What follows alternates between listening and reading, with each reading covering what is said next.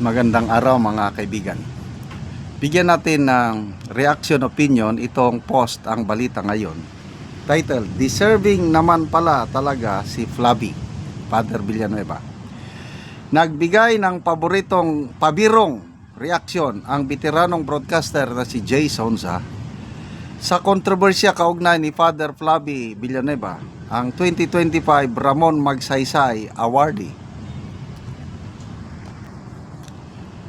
Matapos mapansin ng ilang netizens na ang umano'y pag-follow ng official Facebook account ng pare sa isang Facebook page na naglalaman ng malaswang content.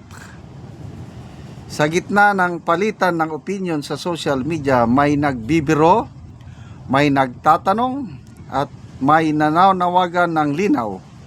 Tila hindi nagpahuli si Sonza na magbiro sa sitwasyon. Sa isang post na mabilis din kumalat aniya, deserving din naman pala talaga si Flavi birang 2025 imbes na magsaysay, yung Y pinalitan ng L. Yung mahirap malaswa. Hindi ko pwedeng basta magsaysay, tinanggal ang Y, LL ang ganun, dahil malaswa yung content na pinapanood daw niya. Grabe. Wala pang opisyal na pahayag si Father Flavi kaugnay ng naturang pag-follow up, kaya't nananatiling usaping online ang kontrobersiya. Ay, grabe itong social media ngayon, dalawa lang, pag hindi mo mabantayan, madadala ka sa tukso. May nabasa akong post, medyo nakakaya. Sa buong mundo, nangunguna ang Filipina women sa panonood ng malaswang content, yung pornography. Top viewers ang mga Pilipina. Sabi ko, hala, ganyan ba? So, yung mga nakarang taon, ganun din. Maraming na-addict na mga Pilipino sa mga social media pages na ganito na So, lesson learned sa atin na ang tukso is walang pinipili. Kahit religious leader ka man, pag hindi ka makabantay, si Satanas ang una niyang titirahin yung mga religious leaders. Kasi mahalaga ang papel ng mga religious leaders sa spiritual life ng mga sumasampalataya sa Diyos, at hindi ligtas ang mga pari, hindi ligtas ang mga pastor. So, hintayin natin I think pangatlong araw na ito ang pinag-usapan. Halos nauna lang ng kaunti yung issue kay Ombudsman Boying Rimulya, yung isinugod siya sa ospital. Nauna ng mga 2 araw siguro. Ito nang sumunod kay Father Flavi. Nakakapagtaka dahil walang response ang pare. Na dati napakabilis niyang napakabilis, lalo na kung tungkol kay BP Sara ang pinag-usapan, talagang masipag na magkomento, mag-post basta tungkol kay BP Sara. Parang yun na lang ang kanyang yung kanyang hangarin sa buhay, yung batikusin ang mga Duterte. Okay lang naman yan, that's part of democracy, batikusin ang mga Duterte.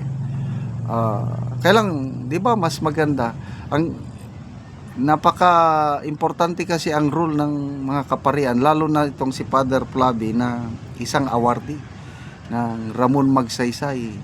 Napaka-prestigious award yung Ramon Magsaysay Award na yan. Bibihirang mapili. So, ano naman kaya ang reaksyon ng Ramon Magsaysay Foundation na silang nagbigay ng award, na itong binigyan nila ng award, ganito ang kanyang gawain sa social media. Importanteng magsalita sana kasi there are always two sides of a coin. Baka naman yung nag-aakusa gawa-gawa lang. Kaya lang, may mga prueba niyang ipinakita importanteng sagutin na ito ng pare o yung mga kaibigan niya para matimbang-timbang natin kung totoo ba. Again, ulitin natin na hindi tayo ligtas sa mga ganitong mga masasamang content. So itong social media na ito, dalawa, it can either be for good, kasi kung pipiliin mo mga spiritual. Ako every morning, yung devotion time ko, punta ako sa YouTube, social media. Ang daming mga naipost na mga Christian songs. Yun na. Meditate na ako, mag-worship na ako sa Panginoon using YouTube. Mga ano. Di nakakatulong sa akin ang social media dahil nandyan readily available ang mga music para i-worship ang Panginoon. At the same time, nandyan din, naka-ready naman ang mga malalaswang content na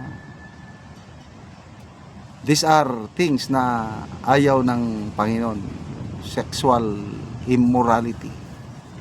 So, ano na kaya ang resulta? Speaking of Father Villanueva, yung kanyang isinampang plunder case laban kay BP Sara, tumahimik ng ombudsman.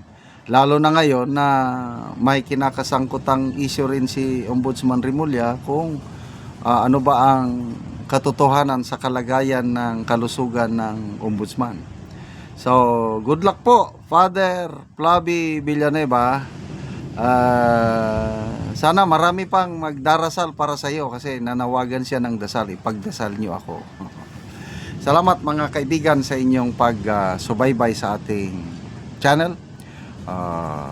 Nakakatulong kayo ng malaki sa Tribong Talandig ng Bukidnon dahil ang sweldo natin sa channel na ito is pantulong po sa tribo.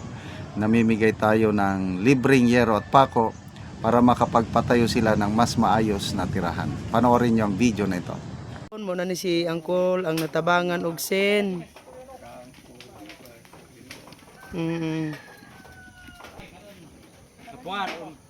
So muna yang balay. So muna ni ang itsura sa balay ni Angkol nga natagaan og sen. So kuan na gyud gatakinding na. Kuan na gyud kaayo. Makita gyud nato nga luoy na gid kaayo ang ilang kahimtang muna ni ang itsura. So gisapaw-sapaw lang nga mga kawayan dayon ang yero mga kuan na gid kaayo.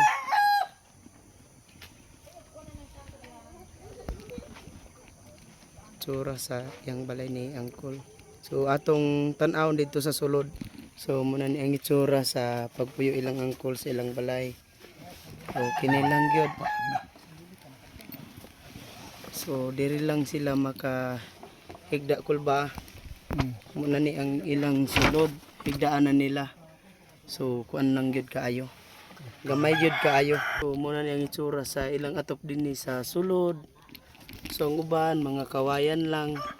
Lisod gyud kaayo. So, kini na nga putol-putol na gyud nga yero. Og karon kol pila na ni katuig ang imong balay nga inani ng itsura? 12 na ka tuig na akong balay nga dili maayo. 12 na katuig. Oo. Tungod sa kalisod wala ko gid makapalit og sin og wala ko'y nabangi sa Kung wala ka kol natabangan karon so wala gid kay ikato. Palit og ako'y tabangi karon og si kuan Unsa ra day mong trabaho kol? farmer man. So Uma. Uma. So lisod good call ang kuan. So naa pa ka estudyante call wala na. Wala na. So pila na day call imong edad? 55 na. 55. So naa pa kay asawa. Wala na pa. So lisod good. Pila ka book day imong anak call? 5 ra ni ang nadia. Oh, 5 ra. Oh. Laki.